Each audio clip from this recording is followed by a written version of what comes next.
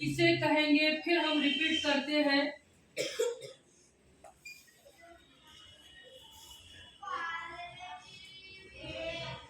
ये क्या है बेटा?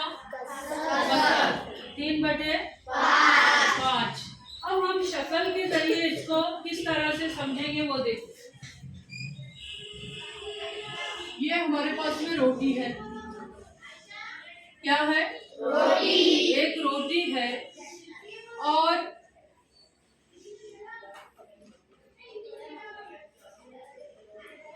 इसके 3 हिस्से हमने अलग किए। 3 हिस्से अलग किए। ये कितने हिस्सों में शुमार है? कितने हिस्से हैं इसके? 5। और 3 हिस्से, 5 हिस्सों में से 3 हिस्से अलग कर दिए। तो जो हिस्से अलग किए वो हिस्सा ऊपर जाएगा और जो पूरा पार्ट है 1 2 3 4 5 वो नीचे आएगा। तो जो 3 हिस्से अलग किए तो वो ऊपर जाएगा और जो पूरा रोटी का पार्ट है वो नीचे आएगा। तो 3/5 ये हुई कसर। क्या हुई? कसर। 3/5 क्या हुई? कसर। तो ये जो 3 है इसको हम शुमार कुनिंदा कहेंगे। क्या कहेंगे? शुमार कुनिंदा। शुमार कुनिंदा। क्या कहा था इंग्लिश में?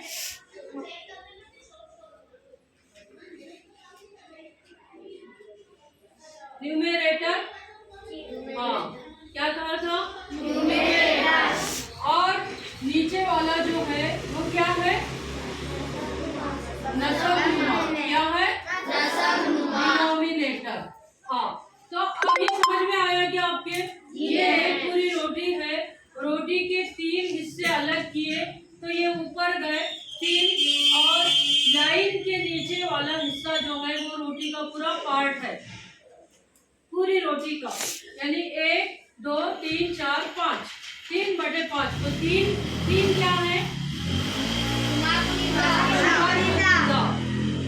शुमार कुनिंदा। और लाइन के नीचे वाला जो अदद है वो होता है लाइन के ऊपर वाला हिस्सा जो है शुमार कुनिंदा, लाइन के नीचे वाला हिस्सा। सबको समझ में आया? जी हाँ।